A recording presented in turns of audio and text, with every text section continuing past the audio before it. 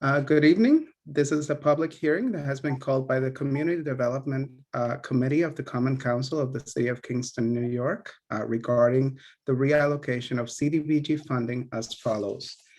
$87,400 for paving of Block Park, $95,000 reallocation of COVID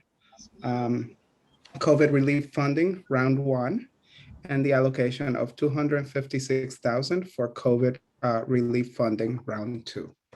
In attendance, we have tonight myself, the host. I'm hosting Jeffrey Ventura Morel. It might be confusing because you're seeing my name as Andrea Schott. She was supposed to host tonight, but she asked me to step in on her behalf. We have the chair, Steve Shappat, chair of the Community Development Committee, committee member Patrick O'Reilly, and Doug Coop, and non-voting committee member Rennie Scott Childress. We also have city staff members, Mandy Brook. She is the director of the Community Development Department, and Amy Peterson, also of the Community Development Department. Okay, we have one person signed up to speak tonight, but I don't see her. Jean Jacobs, if you are one of the callers, could you just use the raise your hand? Actually, I'm going to allow everybody to speak, and Jean Jacobs, if you're there, just unmute yourself and you can speak.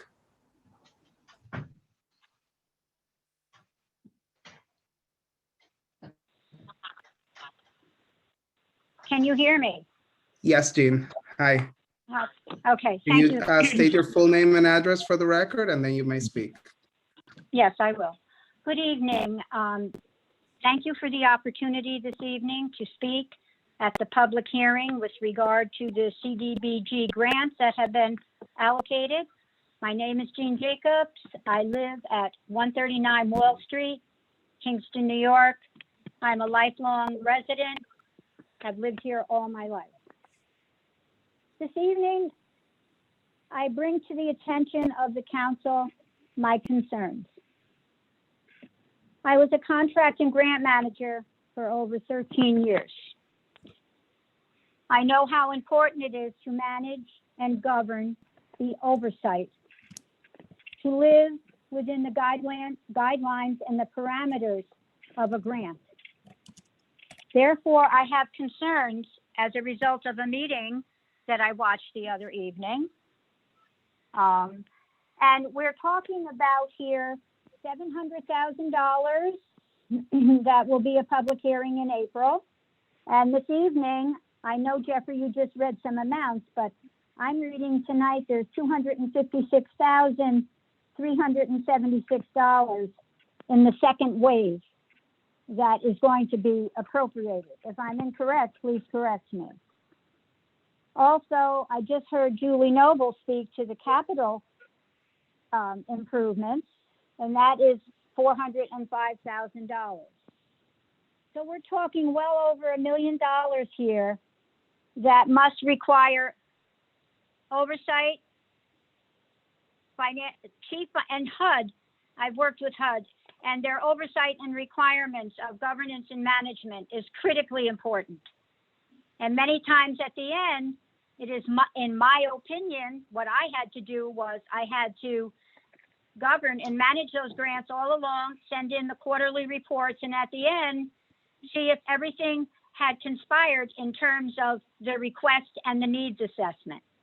I'm not sure if that's locally occurring. I heard different concerns the other evening. If you want a contract and a grant and you apply for it, you must live within the means of that grant. That is taxpayer money.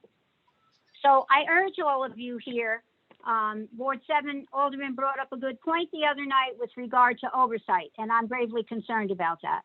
Over $1 million, we are improving our community, and I'm all about that. I'm all about that. But I'm also all about oversight, managing and governing our money and following the process as we go along together. And if they have not completed the requirement in the first wave, how can we possibly offer that same amount of grant to them now? That's poor governance and management as far as I'm concerned. And in my career, I would have been held accountable for that if in fact those grants were not managed appropriately during the course of time. And I have been faced with that over the course of time in my career. So I ask you to think thoroughly about that. And it's important because these people have an obligation and a commitment when they're spending these dollars because it's taxpayers' money. So I thank you for the opportunity and I wish you all well. Have a good evening. Bye-bye. Thank you. Have a good evening. Okay, next speaker we have is Clark Rector. Clark, if you can unmute yourself and state your name and address for the record, please. Yes, I was confused because I was on a website and I wasn't sure if I was able to speak. Can you hear me? Yes, we can. Great. I concur with the last speaker. I've been to several meetings. Well, I would say there were some questions about where the funds are being located. So I'm here tonight as a member of this, the public / media, mostly a city resident, because it reflects on me, my community, of where these funds are going. All the funds that you stated, I would say that I'm for.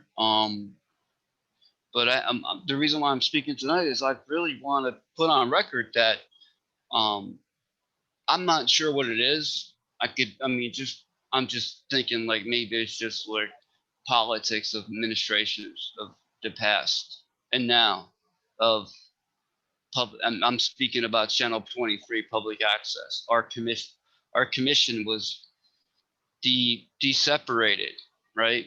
The city still receives the funds, the extra tax from the tax cable subscribers. They don't do anything for Channel 20, and that's another question. So I'm gonna make it a point where I'm gonna keep you guys on your toes with that sake.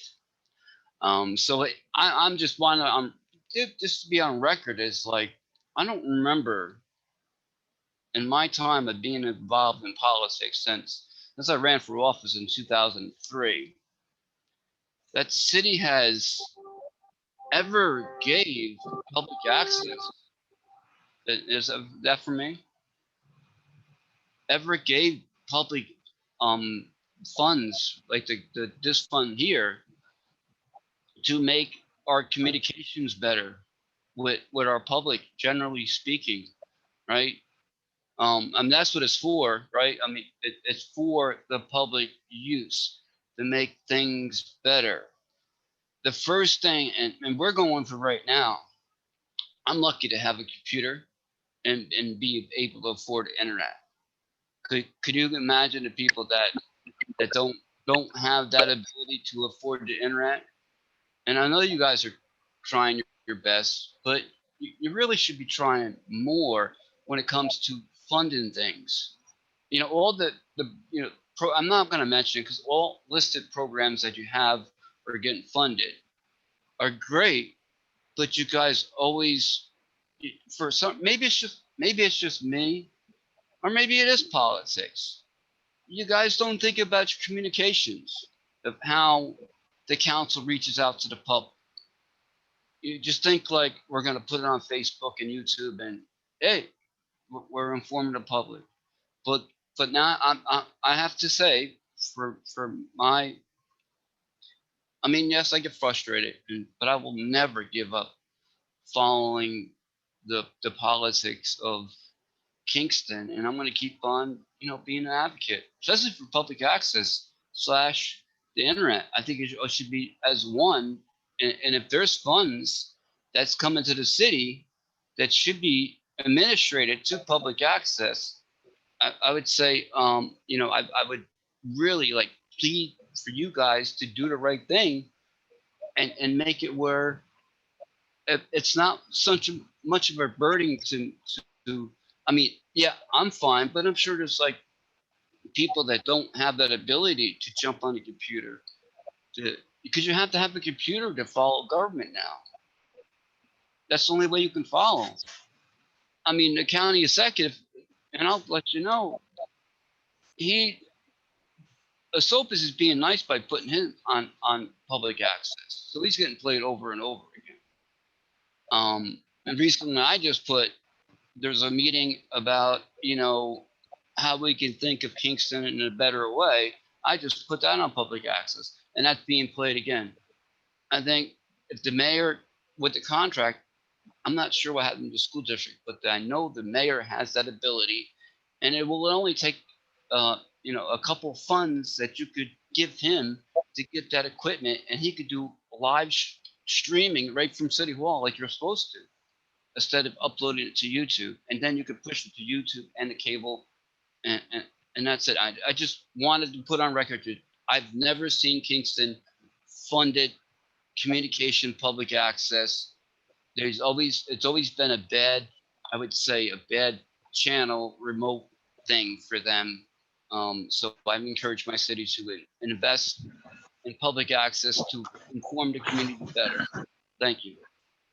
Thank you. Okay, we only have one more caller. If you would like to speak, could you please unmute yourself and state your name and address? Okay, does anybody wish to speak? Does anyone else wish to speak regarding the reallocation of CDBG funding? Does anybody else wish to speak regarding the reallocation of CDBG funding? Does anybody else wish to speak regarding the reallocation of CDBG funding? Okay, hearing no more speakers, that concludes our public hearing. It is now 6:43, and we are adjourning this public hearing. Thank you. Thank you, everyone. Thank you, Jeffrey. Thank you.